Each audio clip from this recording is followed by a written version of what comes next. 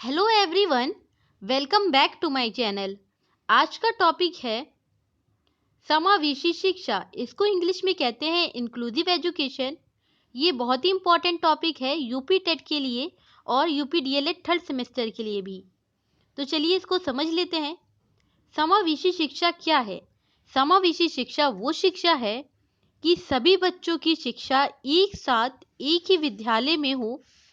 दूसरे शब्दों में हम ये भी कह सकते हैं कि जिस तरह प्रकृति अर्थात हमारी पृथ्वी में सभी जानवर हों, पेड़ पौधे हों, जीव जंतु हों, मनुष्य हो, कोई भी चीज हो, सबको एक समान बिना भेदभाव के समाहित किए हुए है।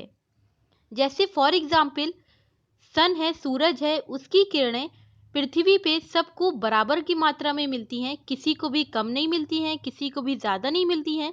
उसी प्रकार छात्र चाहे किसी धर्म का हो, जाति का हो, भाषा हो, मानसिक दक्षता हो, रुचि का हो, बिना भेदभाव किए एक विद्यालय में शिक्षा उनकी आवश्यकता अनुसार शैक्षिक गतिविधियों की योजना बनाकर शिक्षा देना ही समावेशी शिक्षा है। अब यहाँ पर लिख के क्या आएंगे, टू द पॉइंट। शैक्षिक समावेशन से अभिप्राय। समावेशी शिक्षा का अर्थ विभिन्न प्रकार के बच्चों को एक साथ समान कक्षा में शैक्षिक अनुभव प्रदान करना है।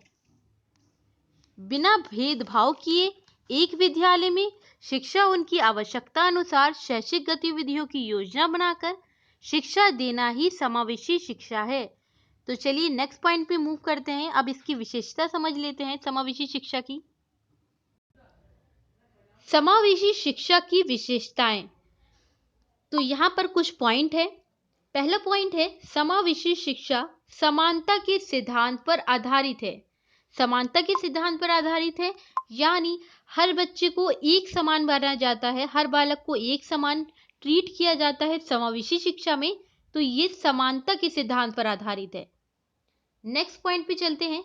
समावेशी शिक्षा में सभी बच्चों की व्यक्तिगत विशेषताओं को ध्यान में रखते हुए, मतलब है कि यहाँ पर हर बच्चों को आवश्यकता अनुसार, हर बालक की आवश्यकता अनुसार, चाहे वो विशिष्ट बालक हो, चाहे वो समान बालक हो या विकलांग बालक हो, कोई भी प्रकार के बालक हो, हर प्रकार के बालक को उनकी आवश्यकता अनुसार शिक्षा प्रदान की जाती है।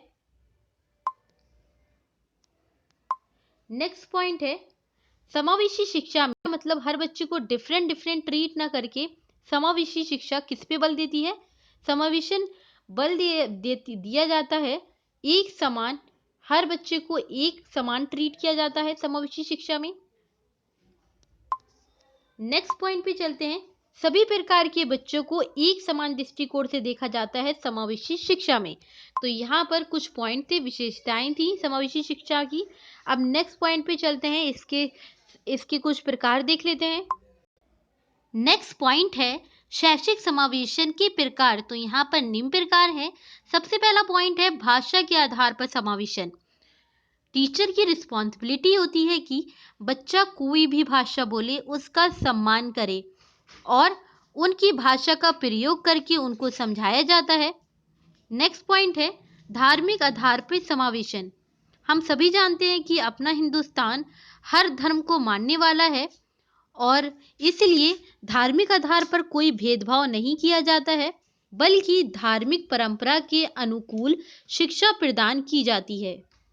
नेक्स्ट पॉइंट है लिंग पूर्वाग्रह के आधार पर समावेशन।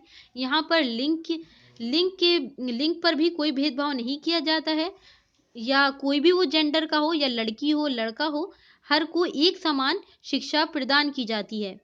तो इसमें भी कोई भेदभाव नहीं किया जाता है। नेक्स्ट पॉइंट है आर्थिक आधार पर समावेशन। बालक गरीब हो, अमीर हो, किसी भी प्रकार का बालक हो, तो उसको इसमें भी भेदभाव नहीं किया जाता है और एक समान उनको शिक्षा दी जाती है। नेक्स्ट पॉइंट है जातिगत आधार पर समावेशन। अगर जाति के आधार पर भेदभाव किया जाए तो उसके ऊपर सामाजिक, मानसिक एवं शैक्षिक विकास पर बुरा प्रभाव पड़ता है। इसलिए हर जाति के छात्र को सम्मान दिया जाता है, कोई भी भेदभाव ना करके उनको शिक्षा प्रदान की जाती है। नेक्स्ट पॉइंट है विशेष आवश्यकता वाले बच्चों को समावेशन।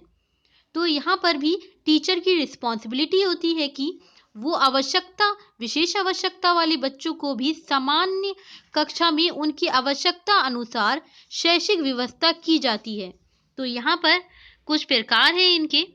अब नेक्स्ट पॉइंट पे मूव करते हैं। नेक्स्ट पॉइंट है शैक्षिक समावेशन आवश्यकता। तो यहाँ पर फर्स्ट पॉइंट है सभी बच्चों के साथ पढ़ने का अधिकार है, यानी हर बच्चे को एक जैसी शिक्षा प्राप्त करने का अधिकार है। नेक्स्ट पॉइंट है समावेशी व्यवस्था में बच्चे शैक्षिक और सामाजिक दोनों दृष्टि से अच्छा प्रदर्शन करते हैं, यानी बच्चा अगर समावेशी कक्षा में पढ़ता है तो वो शैक्षिक और सामाजिक दोनों में अच्छा प्रदर्शन कर पाता है। नेक्स्ट पॉइंट पे चलते हैं। नेक्स्ट पॉइंट है सभी बच्चों के साथ विकलांग बच्चों से भी भय, अज्ञानता और पूर्वाग्रह कम होता है। यानी यहाँ कहने का मतलब है कि जब बच्चा एक साथ पढ़ता है तो सभी प्रकार के बच्चों से अंतर्निहित क्रिया होती है और आपस में एक दूसरे से सीखने का अवसर मिलता है और अंदर जो भय होता है एक दूसरे के प्रति वो भी दूर हो जाता है। नेक्स्ट पॉइंट पे चलते हैं। लास्ट पॉइंट पे सभी बच्चों में सहयोगी वातावरण, बेहतर समझ और सम्मान विकसित होता है।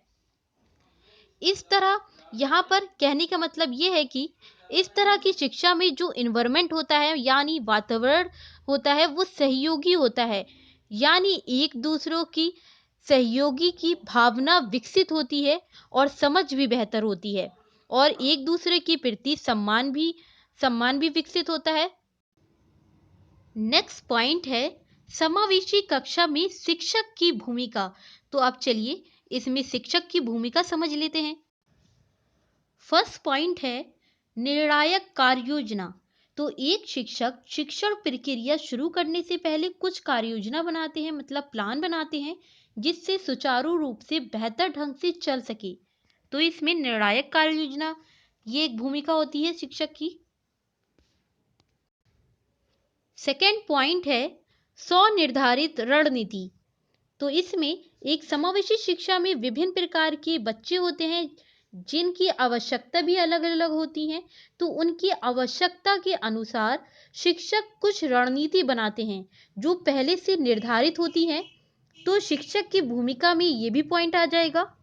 नेक्स्ट पॉइंट पे चलते हैं। नेक्स्ट पॉइंट है थर्ड पॉइंट स्वीकृत की भावना। तो इसमें बच्चे अलग अलग पृष्ठभूमि से, बैकग्राउंड से आते हैं, यानी कि उनको स्वीकार करने की भावना भी एक शिक्षक में होनी चाहिए। नेक्स्ट पॉइंट पे मूव करते हैं सहपाठियों में सहभागिता। एक टीचर की रिस्पॉन्सिबिलिटी होनी चाहिए कि जितने भी बच्चे उस कक्षा में पढ़ रहे हैं, चाहे वो विशिष्ट बालक हो या समान बच्चे हों, सब में एक कॉपरेशन की भावना विकसित कर सकें, यानी एक दूसरे को समझ सकें, एक दूसरे के प्रति संवेदनशील की भावना उत्पन्न हो सके। नेक्स्ट पॉइंट पे मूव करते हैं। नेक्स्ट पॉइंट है नियोजित अनुदेशन।